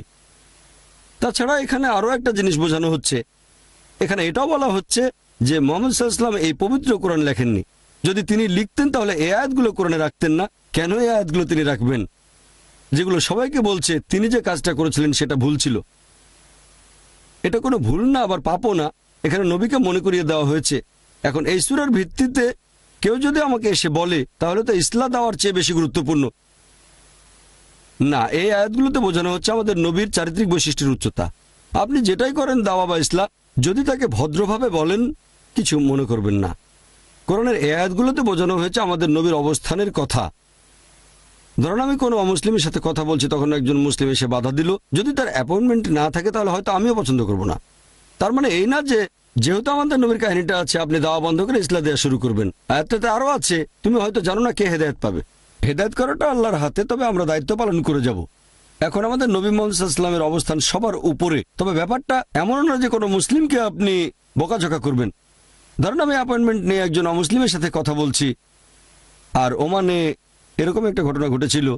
একদিন আরো বেশি থাকলাম আমি, যাতে হিন্দু সম্প্রদায়ের সাথে কথা বলতে পারি, শুধু তারাই। আর দুর্ভাগ্যজনকভাবে কেউ জানিয়েছে কোন একটা ক্লাবকে, একটা মুসলিম প্রতিষ্ঠানকে, যে ডক্টর জাকির নায়েক একই সময় এখানে আসবেন। আমি বললাম অসম্ভব, আমি তো কিছু জানি না। কে বলেছে? যে বলেছে নিজের ইচ্ছে বলেছে, তার কাছে জিজ্ঞেস করেন। আমি তো বলিনি যে আমি যাব। পরে তাদেরকেও সময় দিলাম, সকালবেলায় বললাম এই লেকচারটা আমার বেশি গুরুত্বপূর্ণ, অমুসলিমদের সাথে কথা বলবো, এটা আমার কাছে বেশি গুরুত্বপূর্ণ। সে সময় কোনো রাজা বা সুলতান ডাকলেও আমি যেতে পারবো না। এখন কোনো মুসলিম যদি কিছু জানতে চায়, আপনাকে যে দাওয়া বাদ দিতে হবে এমন কোনো নিয়ম নেই। ইসলামে দুটোই গুরুত্বপূর্ণ, দাওয়া এবং ইসলাম। এখন আমি আপনাদের একটা উদাহরণ দিচ্ছি। কেউ ডাক্তারের কাছে গেল, হয়তো সামান্য সর্দি লেগেছে, অথবা হাতের কোথাও কেটে গেছে বা একটু ছিলে গেছে। আরেকজন আসলো যার হার্ট অ্যাটাক হয়েছে। ডাক্তার দুজনেরই চিকিৎসা করবেন, তবে সময় সীমিত থাকলে তাকে ঠিক করে নিতে হবে যে প্রথমে দেখবেন হার্ট অ্যাটাকের রোগীকে, যার হাতে একটু কেটে গেছে, তার 2-3টা সেলাই লাগতে পারে, অথবা সেলাই লাগলোই না, সমস্যাটা গুরুতর কিছু না, কিন্তু হার্ট অ্যাটাকের রোগী মারা যেতে পারে। ঠিক তাহলে একইভাবে এখানে যে মানুষগুলো এখনো অমুসলিম হয়ে আছে আর যারা শিরক করছে, তারা যেন আর শিরক না করে, এটাই সবচেয়ে ভালো। সাধারণ নিয়ম কিছু কিছু পরিস্থিতিতে বদলাতে পারে এটা, তবে সাধারণ পরিস্থিতিতে স্বাভাবিকভাবেই অমুসলিমদের কাছে ইসলাম প্রচার বা দাওয়া দেয়া বেশি গুরুত্বপূর্ণ। তার মানে এই না যে মুসলিমদের অবহেলা করবেন, তবে যদি সময় সীমিত হয়, কথা বলতে পারবেন মাত্র একজনের সাথে, তখন যেটা বেশি গুরুত্বপূর্ণ সে কাজটা করবেন। আশা করি উত্তরটা পেয়েছেন। কোনো ভাই কি প্রশ্ন করবেন? হ্যাঁ ভাই। পবিত্র কোরআন বলছে যীশু খ্রিস্ট ক্রুশবিদ্ধ হয়ে মারা যাননি। তাদের কাছে ব্যাপারটা এরকম মনে হয়েছিল। এখন প্রশ্নটা এরকম প্রতারক ঈশ্বরকে বিশ্বাস করব কিভাবে? সত্যকে গোপন করে রাখার প্রায় 600 বছর পর জানানো হলো যীশু ক্রুশবিদ্ধ হয়ে মারা যাননি। ভাই একটা প্রশ্ন করলেন। পবিত্র কোরআনে আছে সূরা নিসা অধ্যায় 4 আয়াত নাম্বার 157 বলা হয়েছে যে ওয়ামা কাতালুহু ওয়ামা সালাবুহু, তারা তাকে হত্যা করেনি, ক্রুশবিদ্ধও করেনি, ওয়ালাকিন শুব্বিয়া লাহুম, তাদের কাছে এরকম মনে হয়েছিল। যারা মতভেদ করেছিল তারাও সংশয়যুক্ত ছিল, ইল্লাতিবা জান, অনুমান ছাড়া তাদের কোনো জ্ঞান ছিল না। তাহলে কোরআন বলছে তারা তাকে হত্যা করেনি, তাকে ক্রুশবিদ্ধও করেনি, তাদের এরকম মনে হয়েছিল। তাদের কাছে এরকম মনে হয়েছিল, এমন না যে আল্লাহ ভাবে তুলে ধরেছেন। কোরআন বলছে না যে আল্লাহ ভাবে তুলে ধরেছেন। ধরেন আপনি একটা মরুভূমিতে, সেখানে মনে হবে অনেক দূর পানি টলমল করছে, তার মানে এই না যে আল্লাহ আপনাকে বোকা বানাচ্ছেন। এটার বৈজ্ঞানিক ব্যাখ্যা আছে, মরিচিকা। কোরআন বলছে না যে আল্লাহ তাআলা এভাবে তুলে ধরেছেন, ব্যাপারটা এমন না। তাদের এরকম মনে হয়েছিল, তার মানে তারা ভেবেছিল। কিভাবে? আল্লাহ মালুম। যদি কোরআন বলতো আল্লাহ ইচ্ছে করে এভাবে তুলে ধরেছেন, সর্বশক্তিমান আল্লাহ নিশ্চিত করেছেন যেন তারা এভাবে চিন্তা করে, ব্যাপারটা এমন না। বলা হয়েছে যে তারা তাকে হত্যা করেনি, ক্রুশবিদ্ধ করেনি, তাদের এরকম মনে হয়েছিল, তার মানে যীশু খ্রিস্টের ব্যাপারে তারা ভেবেছিল যে এটাই। কোরআন আরো বলছে যারা মতভেদ করেছিল তারা সংশয়যুক্ত ছিল, তার মানে হত্যা করা হয়নি, ক্রুশবিদ্ধ হয়নি, মতভেদকারীরা ছিল সংশয়যুক্ত। কোরআন এখানে একেবারে পরিষ্কার। ঠিক এর মানে এই না যে আল্লাহ প্রতারণা করছেন, আল্লাহ কখনোই প্রতারণা করেন না, ব্যাপারটা এরকমই। ওয়া আখির দাওয়ানা আলহামদুলিল্লাহি রাব্বিল আলামিন। فيا رب إنك أنت السلام منك السلام إليك السلام فيا رب إنك أنت السلام منك السلام إليك السلام لأمرك يرجع